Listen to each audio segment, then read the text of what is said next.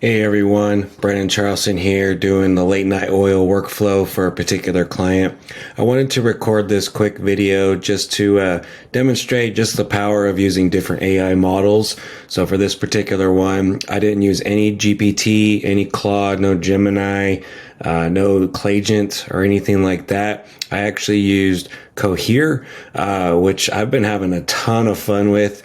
And it's really mind blowing at some of the things that Cohere exclusively offers. And I definitely think that for many of you, it's definitely worth looking into. And so I'm going to demonstrate some of the things that I just did here with that.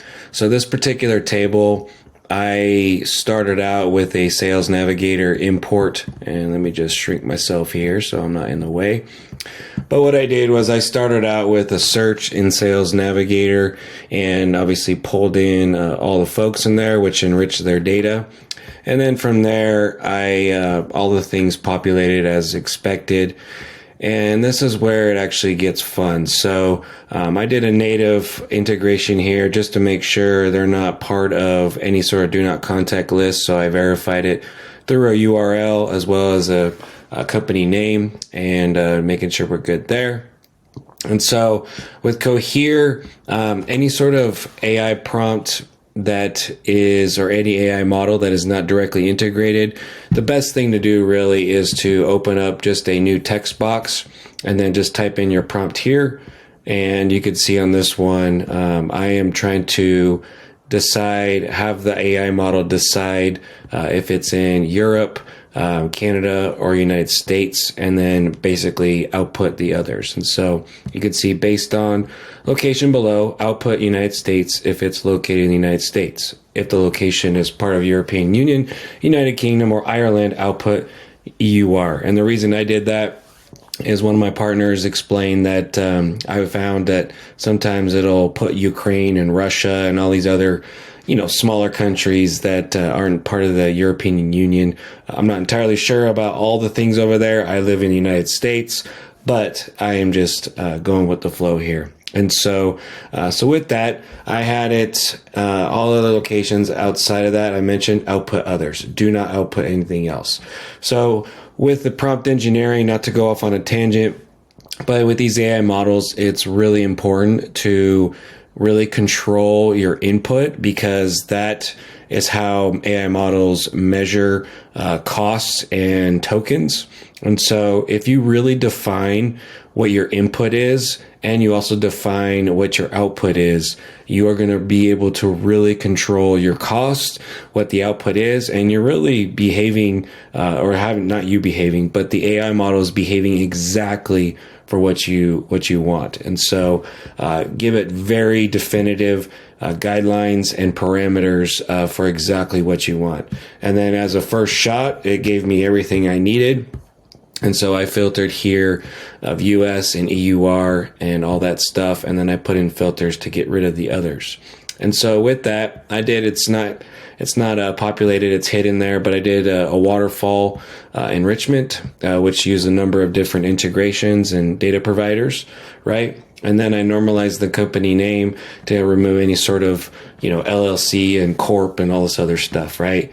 And by the way, this Cohere model, I'm not going to populate it because the first time I did it, my token was there. And so essentially Cohere has different ways you can work with it. And it's one of the only, as of this recording, besides using any sort of outside others, other models that have connection to the internet, right? So Cohere has their AI model called Command. It's the chat method, and they have a wonderful API. I mean, you can use it at scale when you get a commercial token. So there's no, concurrent call limits, similar to right now with like Gemini and Claude, where you're essentially throttled or bottlenecked. And so with that, Cohere is extremely fast. I am super impressed of how fast it is. But what I'm trying to say is Cohere has different levels and obviously, like most of them, of models with big, medium, small, that kind of thing. They just released their Command R, which is kind of like GPT-4. It's their biggest and most premium model. But still, I'm about to show you the cost, and you're going to be mind blown.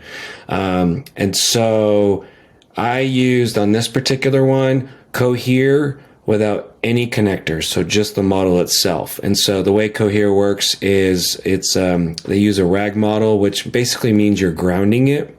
And so what that is you are giving it external sources to reference in order to pull data. And so you can use Cohere as a model as it is.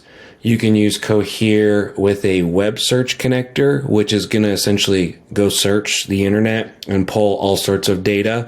And that one you want to really, really hone in on the context, because it could not necessarily hallucinate, but it will give you information, and it will give you sources and citations to say, yes, I'm right, even though it's not the information you look for. So you have Cohere as a model with no connectors whatsoever. You're essentially using the model itself, which is what I did right here. It is very specific, internal to that, and very simple. So this would be similar to a GPT 3.5. And then there's Cohere with a web search, which is essentially, like I mentioned, pointing out to the the internet, and searching basically as if you were to Google search, different sources and stuff like that. And it'll give you a lot of information, which could be useful. So I definitely experiment with that. And then the third one, which I've been toying with, is you're doing web search, but you are giving it a specific URL. So it is web searching, but it is going to that website. So really, it's kind of a Clagent 2.0 if you think about it. It is really the best sidekick to Clagent, because Clagent obviously is using GPT, but this one, telling you, it is worth a try. And so this one I did just the Cohere itself, no external connectors from there.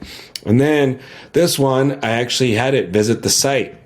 So I used the connector for web search, and then I pointed it towards the company website, which right here.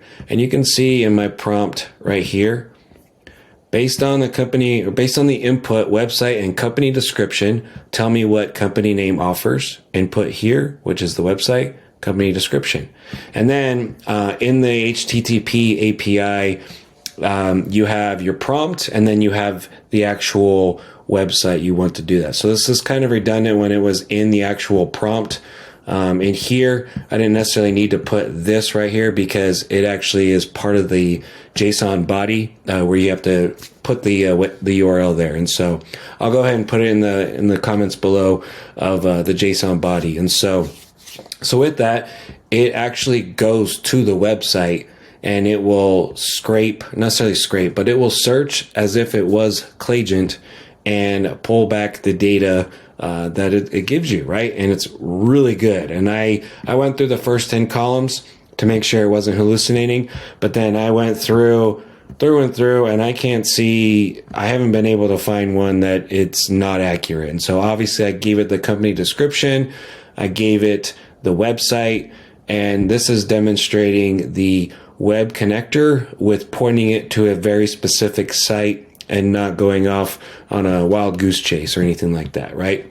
Thirdly, I used again just the no connectors, just the Cohere model. That's it. Internally, just the no external sources or anything like that. And then I did what most people do with Clagent, is essentially visiting a website and seeing if the company is B2B or B2C. And for this particular client, this is a B2B kind of scenario, but the client is actually it's more B2C. Their customer base is more B2C. So you can see here, I went ahead and just put in a prompt based on the company description below. Tell me if it basically says right there, and I can bring this one up. So tell me if company name is a B2B or B2C. A B2B company is a et cetera, and you basically get my drift, right? And so I went there, company description, and I have it all referenced there. It's not going on a wild goose chase, but it has the data. It's already in Clay, so I might as well use it. And then once I let it rip, I got 200s across the board really quickly. And this one, it was basically 947, but you're going to start seeing 200s just pop up like crazy really fast. And so it's very impressive. And you can see right here, first try, it responded exactly with what I wanted to do. And then finally, as if Cohere wasn't more badass enough and a good alternative to GPT and all the rest of them, is I made it come up with a personalized first line. And so what I did here is I'm saying, based on the input below, output one sentence with the prefix, I came across your website and it sounds like you offer, etc., and finish the sentence with what the company offers. Ensure this sentence is short, professional, and like a human wrote it to another human. Use common jargon that is well known and common to this company's industry. Do not use parentheses or explain any abbreviations.